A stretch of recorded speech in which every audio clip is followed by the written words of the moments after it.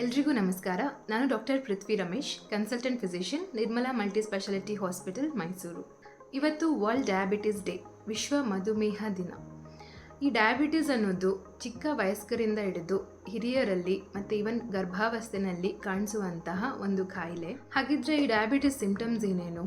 ಅತಿಯಾದ ಬಾಯಾರಿಕೆ, ಅತಿಯಾದ ಹಸಿವು, ಪದೇ ಪದೇ ಹಸಿವಾಗ್ತಾ ಇರೋಂಥದ್ದು, ಅತಿಯಾದ ಯೂರಿನೇಷನ್, ನೈಟ್ನಲ್ಲಿ ಮಲಗಿದ ಮೇಲೆ ಯೂರಿನ್ಗೆ ಅಂತಲೇ 3ಕ್ಕಿಂತ ಹೆಚ್ಚು ಬಾರಿ ಎದ್ದೇಳುವಂಥದ್ದು, ಗಾಯಗಳೆಲ್ಲಾದರೂ ಆದಾಗ ಬೇಗ ಮಾಯದೇ ಇರುವಂಥದ್ದು, ಕಾಲು ಉರಿ ಬರುವಂಥದ್ದು, ಸ್ಕಿನ್ ಡ್ರೈ ಆಗುವಂಥದ್ದು, ಹಾಗೆ ಅನ್ಇಂಟೆನ್ಷನಲ್ ವೆಯ್ಟ್ ಲಾಸ್. ಅಂದರೆ ನೀವು ವೆಯ್ಟ್ ತೂಕ ಕಮ್ಮಿ ಮಾಡಬೇಕು ಅಂತ ಏನೂ ಎಫರ್ಟ್ಸ್ ಹಾಕ್ದೇ 4.5 kgಗಿಂತ ಹೆಚ್ಚು 6ರಿಂದ 12 ತಿಂಗಳ ಒಳಗಡೆ ವೆಯ್ಟ್ ಲಾಸ್ ಆಗ್ತಿದ್ರೆ ಅದನ್ನ ಅನ್ಇಂಟೆನ್ಷನಲ್ ವೆಯ್ಟ್ ಲಾಸ್ ಅಂತ ಹೇಳ್ತೀವಿ. ಈ ಕಾಯಿಲೆಗೆ ಅಥವಾ ಮಧುಮೇಹಕ್ಕೆ, ಡಯಾಬಿಟಿಸ್ಗೆ ಏನಕ್ಕೆ ಇಷ್ಟೊಂದು ಪ್ರಾಮುಖ್ಯತೆ ಕೊಡ್ತಾ ಇದ್ದೀವಿ ಅಂತಂತಂದರೆ, ಇದನ್ನು ಕಂಟ್ರೋಲ್ನಲ್ಲಿ ಇಟ್ಕೊಂಡಿಲ್ಲ ಅಂತಂದರೆ ಮೆದುಳಿಂದ ಹಿಡಿದು ಕಣ್ಣಿಂದ ಹಿಡಿದು ಕಾಲಿನ ಪಾದದವರೆಗೆ ಎಲ್ಲ ಅಂಗಾಂಗಗಳ ಮೇಲೆ ದುಷ್ಪರಿಣಾಮನ ಉಂಟು ಮಾಡುತ್ತೆ. ಸೊ ಈ ಥರ ಸಿಂಪ್ಟಮ್ಸ್ ಇದ್ದಾಗ ಮಾತ್ರ ನೀವು ಡಯಾಬಿಟಿಸ್ಗೆ ಸ್ಕ್ರೀನ್ ಮಾಡ್ಕೋಬೇಕಾ ಅಥವಾ ಬ್ಲಡ್ ಟೆಸ್ಟ್ ಮಾಡ್ಕೋಬೇಕಾ? ಸೊ ಸಿಂಪ್ಟಮ್ಸ್ ಇಲ್ಲ ಅಂತಂದರೆ ಯಾರ್ಯಾರು ಬ್ಲಡ್ ಟೆಸ್ಟ್ ಮಾಡಿಸ್ಬೇಕು, ಸ್ಕ್ರೀನಿಂಗ್ ಆಫ್ ಡಯಾಬಿಟಿಸ್ ಯಾರ್ಯಾರಲ್ಲಿ ಆಗಬೇಕು ಅಂತ ನಾನು ನಿಮಗೆ ತಿಳಿಸ್ಕೊಡ್ತೀನಿ. 18 ವರ್ಷಕ್ಕಿಂತ ಒಳಪಟ್ಟ ಮಕ್ಕಳಲ್ಲಿ ಡಯಾಬಿಟಿಸ್ಗೆ ಸ್ಕ್ರೀನ್ ಮಾಡಬೇಕಾ? ಹೌದು. ಯಾವಾಗ ಮಾಡ್ತೀವಿ ಅಂತಂದರೆ, ಆ ಮಗು ಓವರ್ ವೇಟ್ ಅಥವಾ ಒಬೇಸ್ ಆಗಿದ್ದರೆ, ಅಂದರೆ ಆ ಮಗುವಿನ BMI 30ಕ್ಕಿಂತ ಹೆಚ್ಚು ಇತ್ತು ಅಂತಂದರೆ, ಜೊತೆಗೆ ಮೆಟರ್ನಲ್ ಡಯಾಬಿಟಿಸ್ ಅಂದರೆ ಆ ಮಗು ಗರ್ಭದಲ್ಲಿದ್ದಾಗ ಅಮ್ಮನಿಗೇನಾದರೂ ಶುಗರನ್ನು ನಾವು ಪತ್ತೆ ಹಚ್ಚಿದರೆ, ಅಥವಾ ಅವರ ಫ್ಯಾಮಿಲಿ ಹಿಸ್ಟ್ರಿ ಅಂದರೆ ಅವರ ಅಪ್ಪ ಅಮ್ಮನಲ್ಲಿ ಅಥವಾ ಅಪ್ಪ ಅಮ್ಮನ ಒಡಹುಟ್ಟಿದವರಲ್ಲಿ ಯಾರಿಗಾದರೂ ಶುಗರ್ ಇತ್ತು ಅಂತ, ಅಥವಾ ಆ ಮಗುವಿನಲ್ಲಿ PCOD PCOS ಕಾಯಿಲೆ ಇತ್ತು ಅಂತಂದರೆ, ಅಥವಾ ಇನ್ಸುಲಿನ್ ರೆಸಿಸ್ಟೆನ್ಸ್ ಸೈನ್ಸ್ ಅಂದರೆ ಕತ್ತಿನ ಭಾಗದಲ್ಲಿ ಚರ್ಮ ಬಂದು ಕಪ್ಪು ಮತ್ತು ವೆಲ್ವೆಟ್ ರೀತಿಯಲ್ಲಿ ಟರ್ನ್ ಆಗೋಂಥದ್ದು, ಈ ಎಲ್ಲ ಇದ್ದಲ್ಲಿ ಆ ಮಗು ಪ್ರೌಢಾವಸ್ಥೆಗೆ ಬಂದಾಗ ಇಲ್ಲ 10 ವರ್ಷ ಕಳೆದ ನಂತರ ಫಸ್ಟ್ ಟೈಮ್ ಡಯಾಬಿಟಿಸ್ಗೋಸ್ಕರ ಸ್ಕ್ರೀನ್ ಮಾಡೋದು ತುಂಬ ಅತ್ಯವಶ್ಯಕ. ಓಕೆ, ದೊಡ್ಡವರಲ್ಲಿ ಯಾವಾಗ ಸ್ಕ್ರೀನ್ ಮಾಡಿಸ್ಬೇಕು? ನಾನು ಮುಂಚೆ ಹೇಳಿದ ಸಿಂಪ್ಟಮ್ಸ್ ನಿಮ್ಮಲ್ಲಿ ಏನಾದರೂ ಇತ್ತು ಅಂತಂದರೆ, ಅಥವಾ ನೀವೇನಾದರೂ ಓವರ್ ವೇಟ್ ಅಥವಾ ಒಬೇಸ್ ಇದ್ದರೆ, ನಿಮ್ಮದು BMI ಮೋರ್ ದ್ಯಾನ್ 30 ಏನಾದರೂ ಇತ್ತು ಅಂತಂದರೆ, ಅಥವಾ ನಿಮ್ಮದು ಫ್ಯಾಮಿಲಿ ಹಿಸ್ಟ್ರಿನಲ್ಲಿ ಯಾರಿಗಾದರೂ ಅಂದರೆ ಅಪ್ಪ ಅಮ್ಮ ಅಥವಾ ನಿಮ್ಮ ಒಡಹುಟ್ಟಿದವರಲ್ಲಿ ಅಥವಾ ನಿಮ್ಮ ಅಪ್ಪ ಅಮ್ಮ ಒಡಹುಟ್ಟಿದವರಲ್ಲಿ ಯಾರಿಗಾದರೂ ಟೈಪ್ 2 ಡಯಾಬಿಟಿಸ್ ಕಂಡು ಬಂದಿದ್ದರೆ, ಅಥವಾ ನಿಮಗೇನಾದರೂ BP ಅಥವಾ ಹಾರ್ಟ್ ಸಮಸ್ಯೆ, ಸ್ಟ್ರೋಕ್ ಏನಾದರೂ ಸಂಭವಿಸಿದೆ, ಅಥವಾ ನಿಮ್ಮದು ಕೊಲೆಸ್ಟ್ರಾಲ್ HDL ಅಥವಾ ಗುಡ್ ಕೊಲೆಸ್ಟ್ರಾಲ್ 35ಕ್ಕಿಂತ ಕಮ್ಮಿ ಇದ್ದರೆ, ಅಥವಾ ಟ್ರೈಗ್ಲಿಸರೈಡ್ಸ್ ಬ್ಯಾಡ್ ಕೊಲೆಸ್ಟ್ರಾಲ್ 250ಕ್ಕಿಂತ ಜಾಸ್ತಿ ಇತ್ತು ಅಂತಂದರೆ ನೀವು ಡಯಾಬಿಟಿಸ್ಗೆ ಸ್ಕ್ರೀನ್ ಮಾಡ್ಕೊಳ್ಳೇಬೇಕು. ಓಕೆ, ಡಯಾಬಿಟಿಸ್ ಸ್ಕ್ರೀನಿಂಗ್ಗೆ ಏನೇನು ಟೆಸ್ಟ್ ಮಾಡಿಸ್ಬೇಕು? ಒಂದು FBS, fasting blood sugars. So fasting ಅಂದರೆ ಏನು? ನಾನು ಬೆಳಗ್ಗಿಂದ ಏನೂ ಊಟ ಮಾಡಿಲ್ಲ, ಮಧ್ಯಾಹ್ನ ಬಂದು ಟೆಸ್ಟ್ ಮಾಡಿಸ್ಬೋದಾ? ಅಥವಾ ಮಧ್ಯಾಹ್ನ ಊಟ ಮಾಡಿ ನಾನು ಅದಾದಮೇಲೆ ಏನೂ ತಿಂದೇ ಇಲ್ಲ, ಸಂಜೆ ಬಂದು ಫಾಸ್ಟಿಂಗಲ್ಲಿ ಮಾಡಿಸ್ಬೋದಾ? ಇಲ್ಲ. ಸೊ ನೀವು ಓವರ್ ನೈಟ್ ಫಾಸ್ಟಿಂಗ್ ಇರಬೇಕು for at least 8 or more than 8 hours. So night ಊಟ ಆದಮೇಲೆ ಏನೂ ಖಾಲಿ ಹೊಟ್ಟೆಲಿ ಇರಬೇಕು, ಏನೂ ಸೇವಿಸಬಾರ್ದು.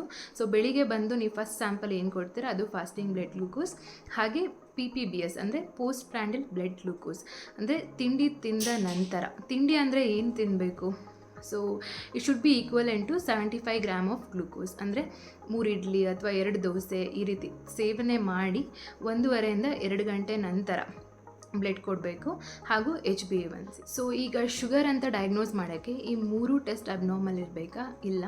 ಯಾವುದಾದ್ರೂ 2 ಟೆಸ್ಟ್ ಅಂದರೆ ಐದರ್ FBS PPBS ಅಥವಾ PPBS HbA1c or FBS HbA1c, ಇದು 3 ಟೆಸ್ಟಲ್ಲಿ ಯಾವುದಾದ್ರೂ 2 ಎಲಿವೇಟೆಡ್ ಇದ್ದರೂ ಸಹ ಅಥವಾ ಡಯಾಬಿಟಿಕ್ ರೇಂಜಲ್ಲಿ ಇದ್ದರೂ ಸಹ ಡಯಾಬಿಟಿಸ್ ಅಂತ ನಾವು ಡಯಾಗ್ನೋಸ್ ಮಾಡ್ತೀವಿ.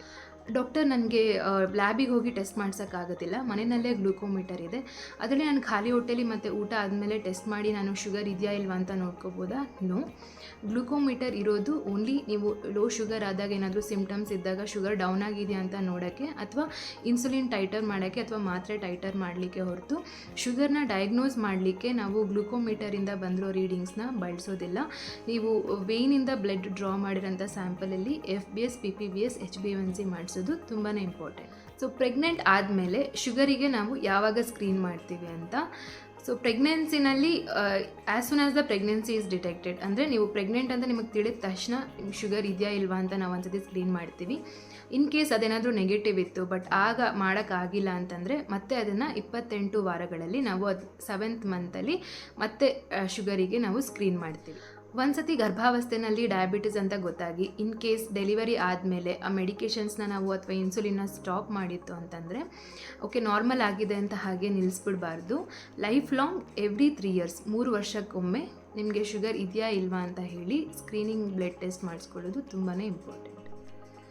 ನಾನು ಬ್ಲಡ್ ಟೆಸ್ಟ್ ಯಾಕೆ ಮಾಡಿಸ್ಲಿ, ಅಕಸ್ಮಾತ್ ಏನಾದರೂ ಶುಗರ್ ಅಂತ ಬಂದುಬಿಟ್ರೆ ನಾನು ಲೈಫ್ ಲಾಂಗ್ ಟ್ಯಾಬ್ಲೆಟ್ಸ್ ತೊಗೋಬೇಕು ಅಥವಾ ಇನ್ಸುಲಿನ್ ಏನಾದರೂ ಹೇಳ್ತಾರೆ, ನಾನು ಬರೀ ಇವಾಗ ಒಂದು ವಾರದಿಂದ ಸ್ವೀಟ್ಸ್ ತಿಂದ್ಬಿಟ್ಟೆ, ಫಂಕ್ಷನ್ಸ್ ಅಟೆಂಡ್ ಮಾಡಿದೆ, ಸೊ ಅದಕ್ಕೆ ಶುಗರ್ ಜಾಸ್ತಿ ಇರೋದು, ಡಯಟ್ ಹೇಳ್ಕೊಡಿ ಅದರಲ್ಲೇ ಕಂಟ್ರೋಲ್ ಆಗುತ್ತಾ?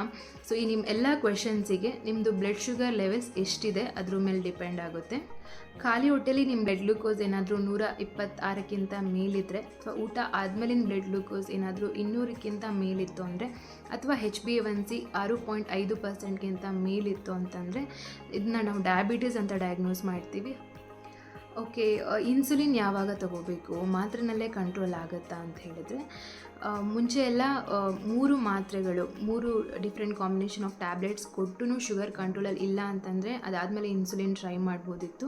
ಬಟ್ ರೀಸೆಂಟ್ ಗೈಡ್ಲೈನ್ಸ್ ಏನು ಹೇಳುತ್ತೆ ಅಂತಂದರೆ ನಾವು as soon as the insulin ಎಷ್ಟು ಬೇಗ ಸ್ಟಾರ್ಟ್ ಮಾಡ್ತೀವೋ ಅಷ್ಟು ಒಳ್ಳೆಯದು. Because diabetic control sugar control ಬೇಗ ಸಿಗುತ್ತೆ ಹಾಗೂ ಅದರಿಂದ ಆಗುವಂತಹ ಕಾಂಪ್ಲಿಕೇಶನ್ಸ್ನ ತಡಿಬಹುದು. ನಿಮ್ಮದು HbA1c ಏನಾದರೂ 7.5%ಗಿಂತ ಜಾಸ್ತಿ ಇತ್ತು ಅಂತಂದರೆ ಅಥವಾ 3 ಶುಗರ್ ಟ್ಯಾಬ್ಲೆಟ್ಸ್ನಲ್ಲೂ ಶುಗರ್ ಕಂಟ್ರೋಲಿಗೆ ಬರ್ತಾ ಇಲ್ಲ ಅಂತಂದರೆ ಇನ್ಸುಲಿನ್ ನಾವು ಪ್ರಿಸ್ಕ್ರೈಬ್ ಮಾಡ್ತೀವಿ. ಡಯಾಬಿಟೀಸ್ ಖಾಯಿಲೆ ಅಂದ ತಕ್ಷಣ ಹೆದರಬೇಡಿ. ಸೊ ಡಯಾಬಿಟೀಸ್ ಯಾವುದೇ ಸಿಮ್ಟಮ್ಸ್ ನಿಮಗಿತ್ತು ಅಂತಂದರೂ ಹಿಂಜರಿಬೇಡಿ, ಮೊದಲು ಬಂದು ಬ್ಲಡ್ ಟೆಸ್ಟ್ ಮಾಡಿಸಿ. ಆ ಬ್ಲಡ್ ಟೆಸ್ಟ್ ವ್ಯಾಲ್ಯೂಸ್ ಏನಾದರೂ ಡಯಾಬಿಟಿಕ್ ರೇಂಜ್ನಲ್ಲೇ ಇತ್ತು ಅಂತಂದರೆ ಖಾಯಿಲೆ ಇದೆ ಅಂತ ಎಕ್ಸೆಪ್ಟ್ ಮಾಡಿ ಹಾಗೂ ವೈದ್ಯರ ಸಲಹೆಯಂತೆ ಮೆಡಿಕೇಷನ್ಸ್ನ ಪ್ರಾಪರಾಗಿ ತೆಗೆದುಕೊಳ್ಳಿ. ಏಕೆ ಅಂತಂದರೆ ಡಯಾಬಿಟೀಸ್ ಅನ್ಕಂಟ್ರೋಲ್ಡ್ ಆಗಿತ್ತು ಅಂತಂದರೆ ತಕ್ಷಣ ಸಿಮ್ಟಮ್ಸ್ ಬರ್ಬೋದು ಅಥವಾ ಬರ್ದೇನೂ ಇರ್ಬೋದು, ಬಟ್ ಒಳಗಡೆ ಕಾಂಪ್ಲಿಕೇಶನ್ಸ್ ಆಗ್ತಾನೆ ಇರುತ್ತೆ. Microvascular as well as microvascular ಅಂದರೆ ಹಾರ್ಟ್ ಅಟ್ಯಾಕ್ ಆಗ್ಬೋದು, ಕಣ್ಣಿನ ನರಗಳು ವೀಕ್ ಆಗೋಂಥದ್ದು ಇರ್ಬೋದು, ಪೊರೆ ಬರುವಂಥದ್ದು ಇರ್ಬೋದು ಅಥವಾ ಹಾರ್ಟ್ ಅಟ್ಯಾಕ್ ಆಗುವಂಥದ್ದು, ಆಟೋನೋಮಿಕ್ ಡಿಸ್ಫಂಕ್ಷನ್, ಸೆಕ್ಷುವಲ್ ಎರೆಕ್ಟೈಲ್ ಡಿಸ್ಫಂಕ್ಷನ್ ಆಗಿರೋಂಥದ್ದು ಅಥವಾ ನರಗಳ ಮೇಲೆ ಎಫೆಕ್ಟ್ ಆಗಿ ಕಾಲು ಜವುಗಟ್ಟುವಂಥದ್ದು. ಸೊ ಇದೆಲ್ಲ ಕಾಂಪ್ಲಿಕೇಶನ್ಸ್ ಆಗುತ್ತೆ. ಇದೆಲ್ಲನೂ ನೀವು ಅರ್ಲಿಯಾಗಿ ಡಯಾಗ್ನೋಸ್ ಮಾಡ್ತು ಪ್ರಾಪರಾಗಿ ಟ್ರೀಟ್ಮೆಂಟ್ ತೊಗೊಂಡು ಬ್ಲಡ್ ಶುಗರ್ ಕಂಟ್ರೋಲಲ್ಲಿ ಇಟ್ಕೊಂತು ಅಂತಂದರೆ ಇದನ್ನೆಲ್ಲನೂ ನಾವು ಪ್ರಿವೆಂಟ್ ಮಾಡ್ಬೋದು. So be healthy and stay happy. Nirmala Multi Speciality Hospital, your health, our priority.